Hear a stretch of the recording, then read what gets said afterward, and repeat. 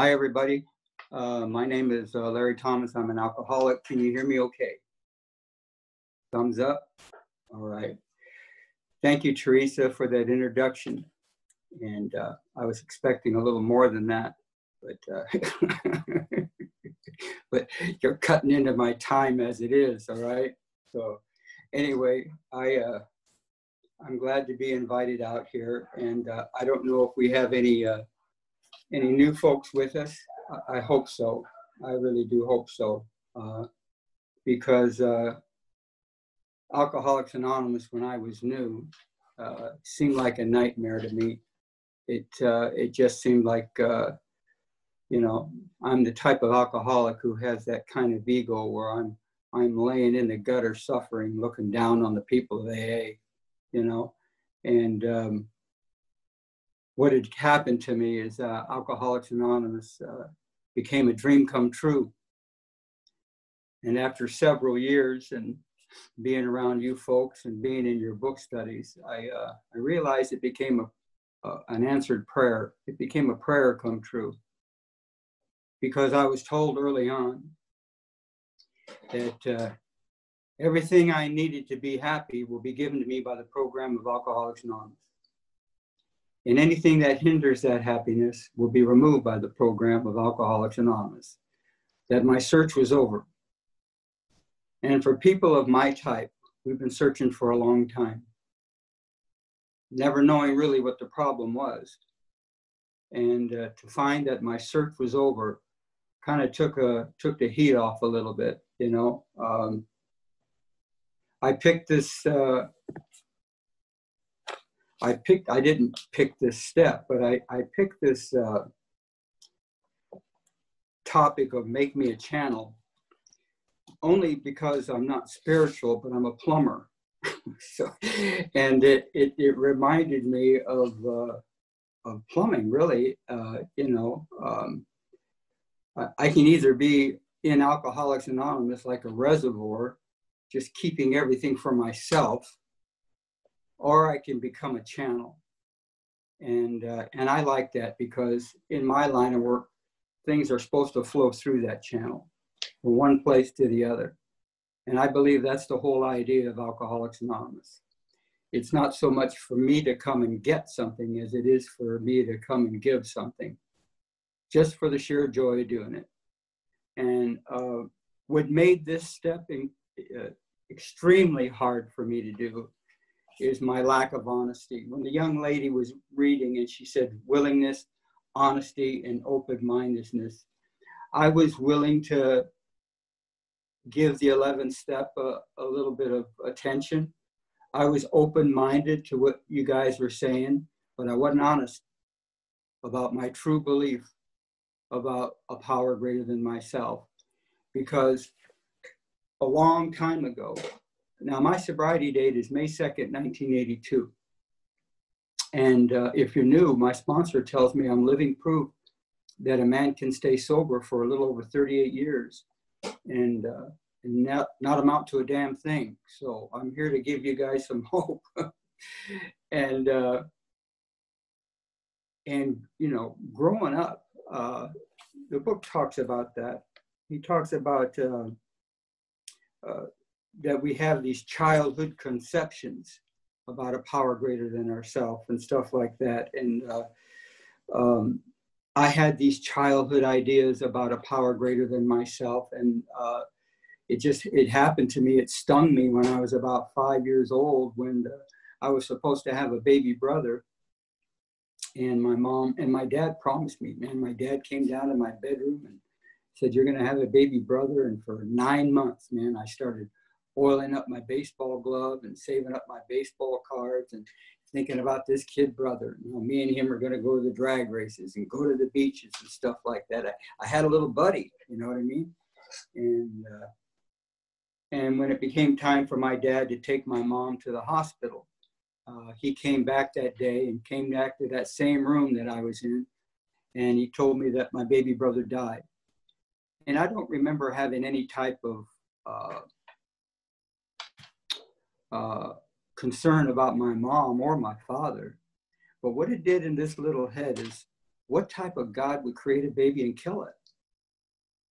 And I thought, my God, and you know, my mom was you know, a part-time Catholic, and so she used to, you know, have the rosary and, you know, St. Christopher medals every now and then. So, you know, she spoke to me of God, like, you keep doing that, you'll go to hell, that kind of, you know what I mean? And I thought, my God, what type of God would create it and kill it? And I thought, my God, I'm next.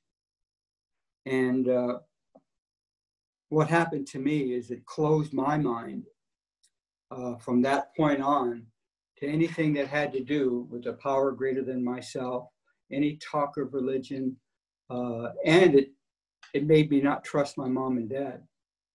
That was my resentment when I come to you guys. It was on top of the list was this thing called God, and then my mother and father, and I blamed them.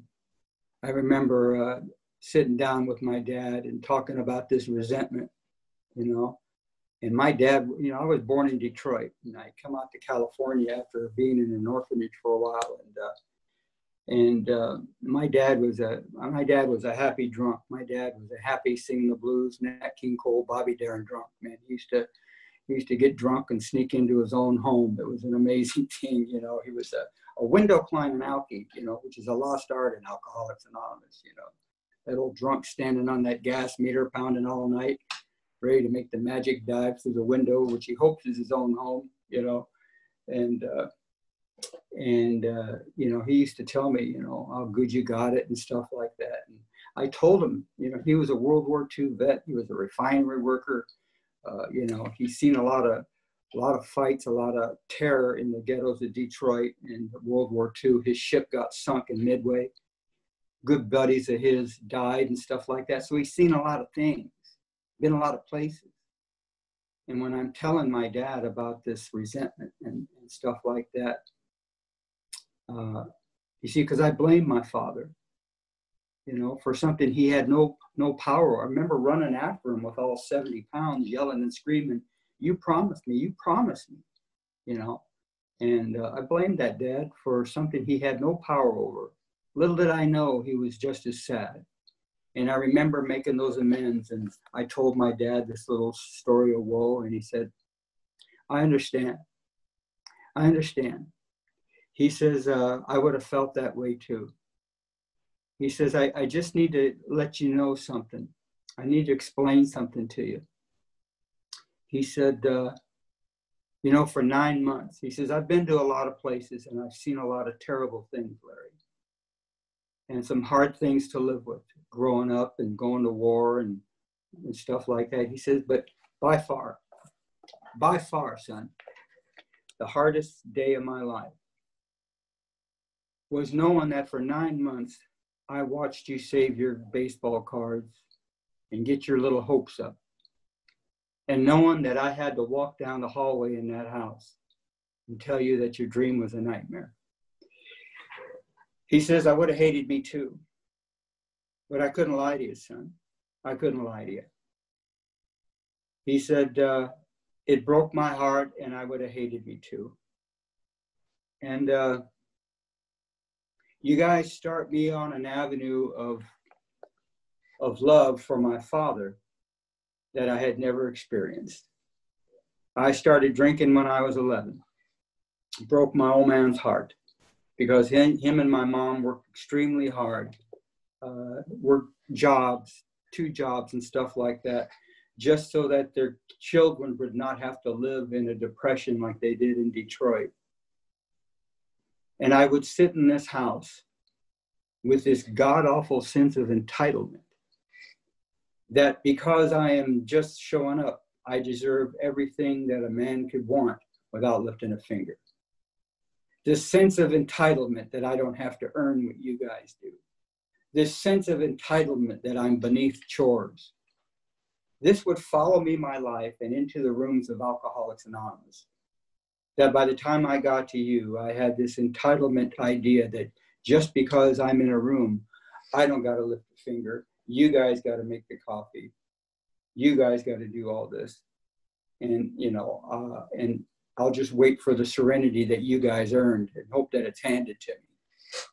This sloth darn near killed me growing up and after I got sober, you know. And when I started drinking at 11, it was no fault of my parents. They gave me all the love that two young people could. They were, you know, 17 and 18, and they were just babies, man. Babies having babies. And I learned to love both of these folks so well because of you, you know. And started drinking at 11, and you know, I didn't want to do anything good with my life. Alcohol became my God at the age of 11. Because I know I'm a nobody, and you hear it enough, you're going to believe it. I knew I was a nobody, and I didn't want nothing from nobody. I wanted to go through life without lifting a finger. And alcohol became my God. I didn't need a power greater than myself. I was drinking it. It gave me everything you were getting with hard work and going to church. And for 2 hours, when I was 11 years old, I took a shot of 4 Rose whiskey. And for the first time in my life, an 11-year-old nobody became somebody for 3 hours. And I'll buy that 3 hours for the rest of my life rather than be a nobody when I'm not drinking. And I bought into it, and I loved it. And it gave me everything I needed. It became an answer to me, you know. And, you know, I never laughed so hard as I did that day. I never threw up so much as I did that day. And I remember that evening, I kissed my first Latin woman at 11 years old. It was my aunt, you know. And, I marked it down. My uncle did too, you know. And I didn't head off to Skid Row that next day and come to the Alano Club and join AA, you know. But I did what a lot of us did. I marked that spot because a little nobody found something, found an answer where he didn't have to go to school. He didn't have to do nothing. Everything came to him with a shot of 4 Rose whiskey. And I pursued that into the gates of insanity and death and beyond, because it always came to me in an answer. I'm the type of alcoholic that I have been sitting in rooms my entire life since I was 13 till the time I was 30, with people from the law and the cloth and medical people and church people and legal people, all trying to tell me that I'm an alcoholic. And they had books and literature to convince me that I was an alcoholic. All my life, people have been trying to talk me into this thing. And my saving grace is that they couldn't. Because that would have robbed me of the most divining moment of my life. And that is in May 2nd, 1982, in the streets of Wilmington, California. I conceded to my innermost self that I was an alcoholic. I believed at that moment I was brushing shoulders with the power greater than myself. When you are beaten that low and you become willing to do anything that people tell you to do, I believe there is a sense of God there right now. You may not look like it, but when you become to do anything to lift that merciless obsession, as my book says, I believe you are at a great starting point, you know, and that's what happened to me. In 1973, I got arrested in downtown Los Angeles for being a public nuisance and an out-of-state forger. I was forging prescriptions, and I was across from Alvaro Street in downtown Los Angeles at a Chevron gas station. I was on a pile of tires, and I wasn't over there vaping, you know. I was doing what people like me and you do. When you get to that point, there isn't anything you wouldn't do for a shot of alcohol. There is no, oh, I can't do this. You begin to sell your soul one day at a time. And everything decent that you ever thought you were is gone. All because you need one more drink. All because that when you're sober, it's the worse you are. The way that you are when you're not drinking drives you to drink time and time and time again. You know, and they came and arrested me. And they sent me up to Los Angeles County Jail Wayside, where I'm going to be sentenced to 3.5 years in a state penitentiary. And after about 2 months, they put about 40 of us in a black and white bus and sent us to the South Bay Courthouse in Torrance, California. And I'm in a holding tank about the size of 2 big garages. I'm on a concrete floor with a Vons bag and no hope, wondering, where are you going to send me now? And at 4 o'clock in the afternoon, everybody's gone. All these other guys have been called out and sent away. And at 4 o'clock in the afternoon, I was the only one left. I was on a concrete floor with a Vons bag and no hope, wondering, where are you going to send me now? And at 4 o'clock in the afternoon, a Scottish man with a patch rolled open this jail door. And he goes, "Aye, lad." He says, "Are you Larry Thomas?" And I said, "Yes, sir, I am." He says, "Come with me, son. We're going to AA." And I thought, oh my God, what's AA? And who's the Scottish pirate all of a sudden? And I've been hallucinating so much I didn't know if he was real. And what is AA? I've heard of OR and PO. And looking back well over 40 years, I know exactly what he is, because this meeting is full of them. It's what my book calls a trusted servant. And what made that man a trusted servant was simply this: he had no business being there. He wasn't a counselor, and he wasn't a probation officer.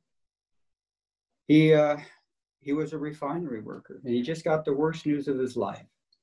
And that news was that his wife had been diagnosed with a terminal illness, and he knew she was going quickly, and she knew he was in good hands. He knew she was in good hands, but he knew he wasn't. You see, but somewhere in his book study in Long Beach, California, somewhere his speaker meeting in Sydney, Australia,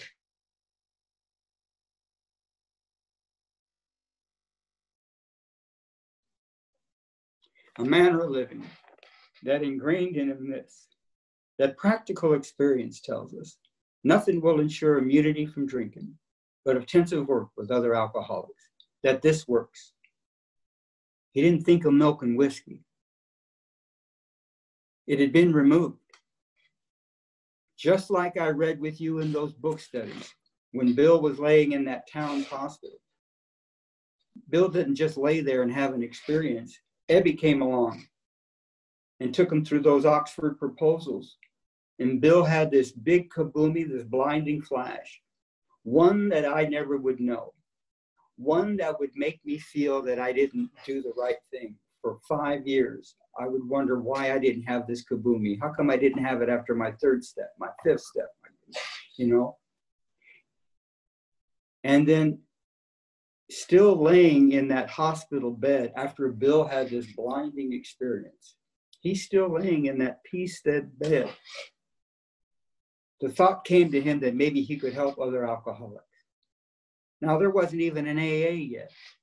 And the thought came to him that maybe I could help others. How many of you had that your first day? That's how rare it was. And I think maybe for me, that my primary purpose, our singleness of purpose, if you will, was hatched that afternoon.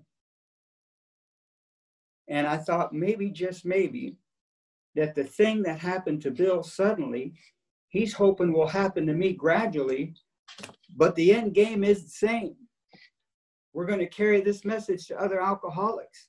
There is no reservoir here. We're going to have a channel. You see, that's what that step is all about for a guy like me. You can't be told to sponsor people only for so long. Eventually, we're hoping you're going to be inspired to do it. You can't be told to go to meetings only for so long. Eventually, we're hoping you'll be inspired to do that. And that's what happened to me. I come inspired. And that's what desperation is so good for.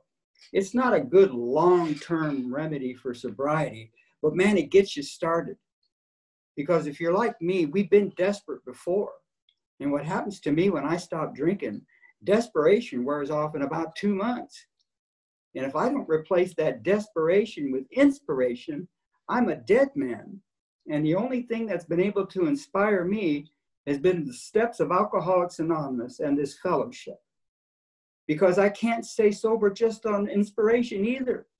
Eventually, I got to add perpetuation. I got to carry this message. And when you become inspired to do that, I hope you're surrounded by people who fan that fire, because I certainly was. And that man in 1975 took me to my first meeting of Alcoholics Anonymous. And I was ready for a long ride up north and maybe some lunch. And he takes me for a 15-minute car ride to my first meeting of Alcoholics Anonymous in 1975. Rolls up to this dingy, stinky, rotten, filthy, perverted Torrance Lameda Alano Club. And I thought, my God, I've never seen that word before. And what is that, a Hawaiian bar, you know? And he rolled up to this club, and, you know, there's all the Alanos walking around. Everybody had a nickname and a tattoo, and he starts introducing me to these Alanos, you know, Indian Genie and Captain Bob and Tennessee Bill and Singing Sam and Serenity Sam and Bicycle Ray and Santa Claus Ray and Dancing Pete and Whistling Butt. I thought, oh my God, you know, I just got me out of the Camarillo nut house. I just left it with people like this, right? Little Moose was 102 years old. She comes running across the parking lot. Hi, honey, my name is Moose and I'm expecting a miracle. I said, I bet you are. I said, I'm not it, you know. And then this big transvestite comes circling me like a helicopter in Los Angeles, you know, and he come up to me in his new moo-moo and he says, hi, he says, I can't wait to take you to our candlelight meeting. And I said, I don't think so, big guy, you know, not till I get my year, you know. And I thought, my God, if that's AA, I don't want any part of this, you know, and if that's the effect of that blue book, I don't want to crack that thing open either. And the long story short is from 1975 to 1982, I came in and out of meetings of Alcoholics Anonymous on a regular basis. Only because that's the only place that would take me back. And I would come back and I wouldn't drink, and I would try to have a material experience where I get my job and all this together, because I'm sure that's going to be the answer. Never once diving into the program of law. It became another place for me to try to use the people, for me to try to make another shortcut. And I would run around all those years telling newcomers that AA don't work for me. And the miracle of my life as I sit here with you folks is that AA doesn't work for me. I work for it. I try to do everything I can for the program of Alcoholics Anonymous. And on May 2nd, 1982, I made this phone call. And every time I remember coming out of this hotel, and I panhandled some money, and I looked at me and I panhandled some money, and I called Alcoholics Anonymous, and I got this guy that was picking me up all these years. And I asked him if he would come and get me. Don, this is Larry. I'm down here at the mission. Will you come and get me? And he told me the most profound thing I've ever heard in my life. He said, no. He says, you know where we are. You know what we got. Get your rusty rear down here yourself. I'm tired of chasing after you. And he hung up. And I thought, oh, my God, whatever happened to my AA love? You know, I just heard it. And for the first time in my life, it was up to me to come to you. And what happened that morning, I'll never forget this, is I got my shopping bag out of that mission. I was at the Beacon Light mission, and they kicked me out of that mission. There was only 10 of us there at that mission. And I ran around the corner and I cried because I knew I was going to drink again, because that's what I do when I stop drinking. I'm like a tail on a kite. It's just a matter of the wind hitting me, and everything in me didn't want to do this. And the only thing that I'd never done is what you people were doing in AA.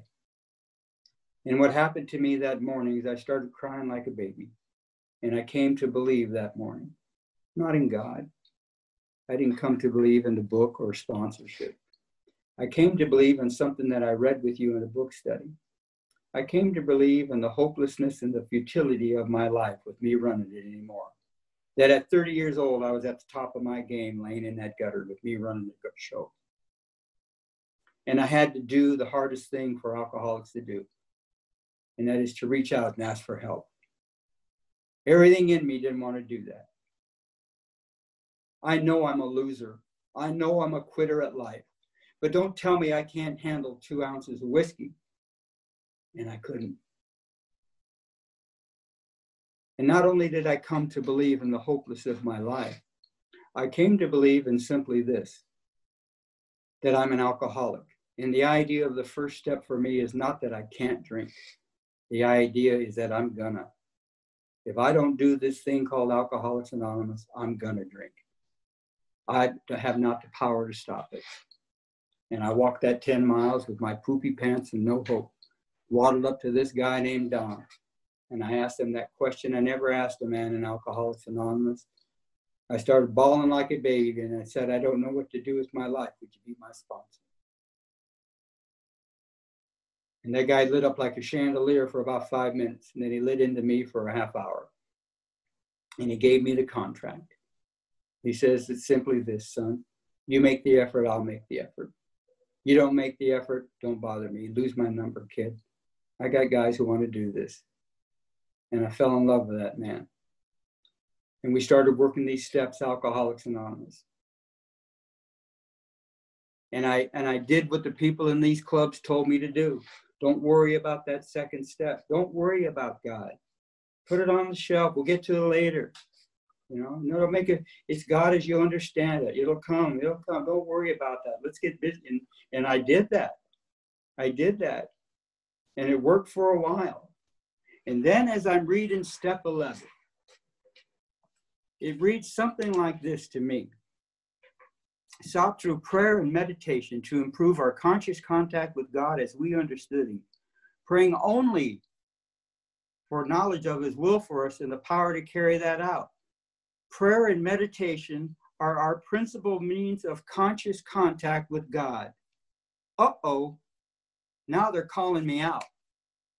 Now they're calling me out. Now they're raising that question that they raised with me way back before the third step.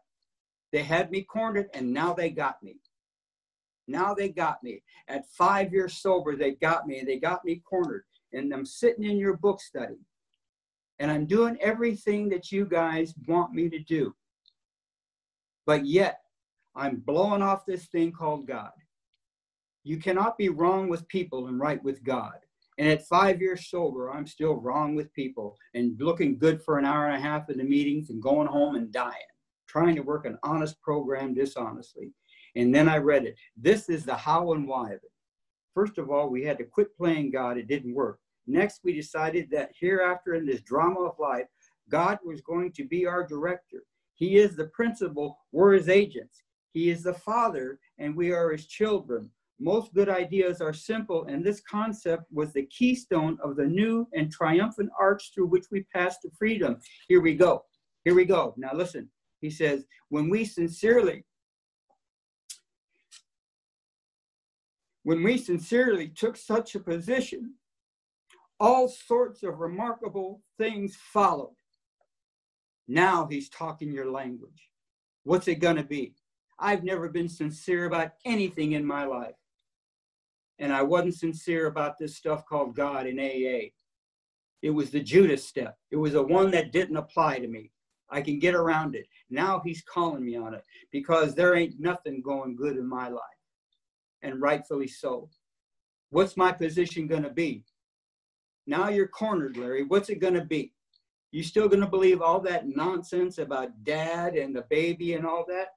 And it was you folks that told me that God didn't take the baby. He receives them. It's not your dad's fault. What is your position going to be? God as you understand, but what's it going to be? Find a position, Larry. What's it going to be? You know what I always wanted to be?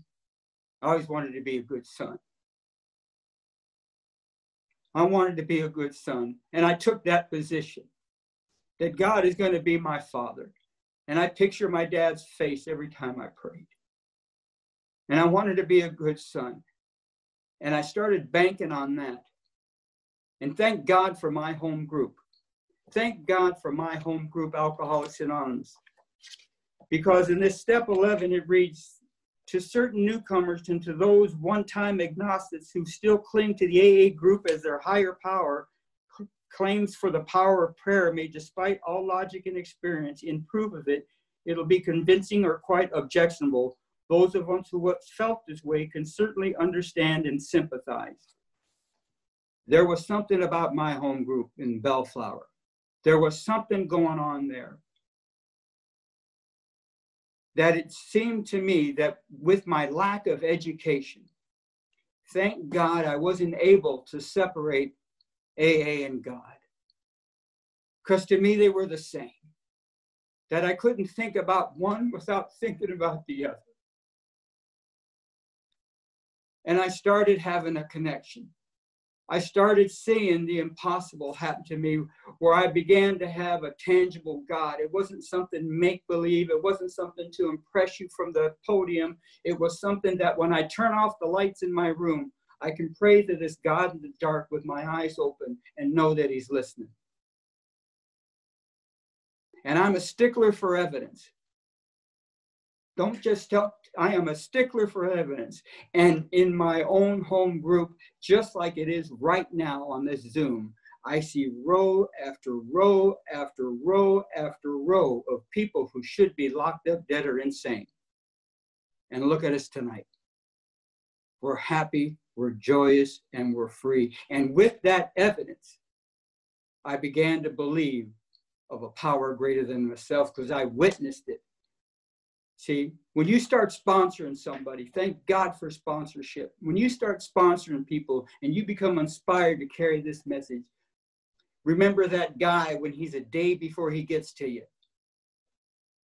And then you start taking him through these steps. And then there's that day when he's going to make that first amends. He's got his hair chopped a little bit. He's got his hair cleaned up a little bit. His face is a little washed. He's got a nice shirt on.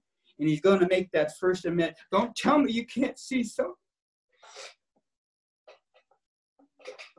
No, I'm about ready to walk out of here. Don't tell me you can't see something. And I started banking on the thing right before my very eye. And how I did my meditation, I don't go up on a mountaintop. I don't go to, I love taking my, you know where I found my meditation? Being with you on Monday night. Being with you on Wednesday night. And I found myself in this place that some people talk about when they meditate, when I write. When I start writing letters to my daughter, how much I missed her, how much I want to be there. And then I started writing guys in prison. I don't know how I got hooked in that, but I love it. And I start writing these guys on prison. And I will tell you this story, and then I'm out of here. About 8 years ago, I get a call from a guy in central office over there in Santa Barbara. He says, Larry, I got a guy in Georgia State Penitentiary. He's going to do 20 to life, but he's going to AA, and he's got about 10 years sober. He's being transferred from Georgia to California men's colony prison. He don't know anybody. Can he start writing you? I says, you betcha. And Samuel was a man of color. And they sent him over there and we started writing. And I started writing Samuel, and I started writing about my home group. And he started writing about his meetings in the penitentiary. And what would I write him about? I wrote him about you. I wrote him about where I sat on Monday, the third row, the third seat, next to my wife and my sponsor.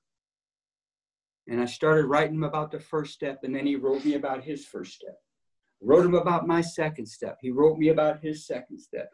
Lo and behold, I'm reading this letter, and it goes something like this. He says, Larry, I'm out in the yard, the penitentiary, watching the guys play handball. He says, I just got done reading your letter on the 12th step. And he says, I need to tell you this. As I sit here in the yard, for the first time in my life, I have a dream. And that dream is simply this. One of these days, I'm going to get out of here. One of these days, I'm going to get out of here. I don't know when and I don't know how. But he says, one of these days, I'm going to get out of here. And when I do, he says, I'm going to grab that Greyhound bus up here in Northern California, and I'm going to ride it to Bellflower on a Monday night. And I'm going to go through that hallway, and I'm going to look for the third row and the third seat. And I'm going to come up to you and tell you, hey, I'm Samuel. I'll come here to tell you that I love you. Now, I only thought about that for a couple months.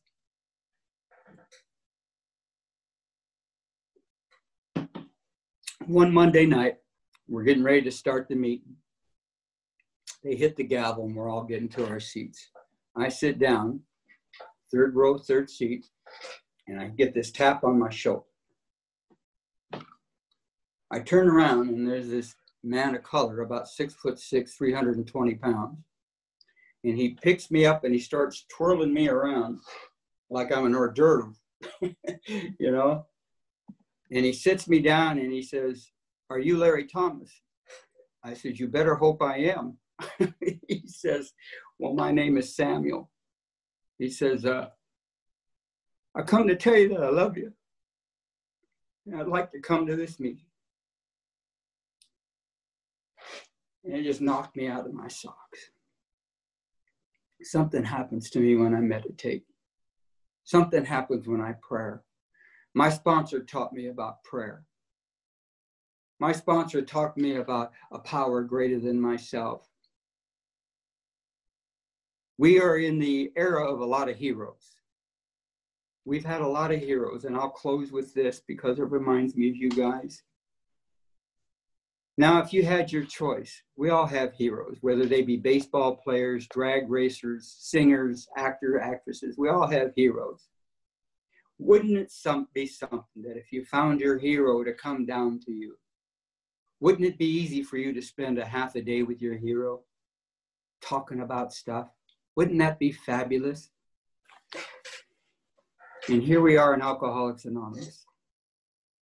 And we're introduced to a power greater than ourselves. And they asked us to pray and meditate with this power, and we can't give them 10 minutes. I believe there's some investigating I need to do about that. Prayer has become a privilege for me. Prayer is a privilege, and with that privilege comes the friendship with a power greater than myself. It isn't just something out there. It's something that you gave me. You gave that to me. And it all started with a handshake. Samuel Shoemaker, Reverend Samuel Shoemaker, has this poem. It's called "I Stand in the Doorway." And it's about where you are in the doorway. Are you inside shaking hands? Are you over there in a corner? Are you tired of shaking hands? You know, where are you in that doorway? Are you a welcoming sight? And that's what you guys did. No matter what year I came back, you welcomed me back to Alcoholics Anonymous. And if you're new in Alcoholics Anonymous, I welcome you. Thank you.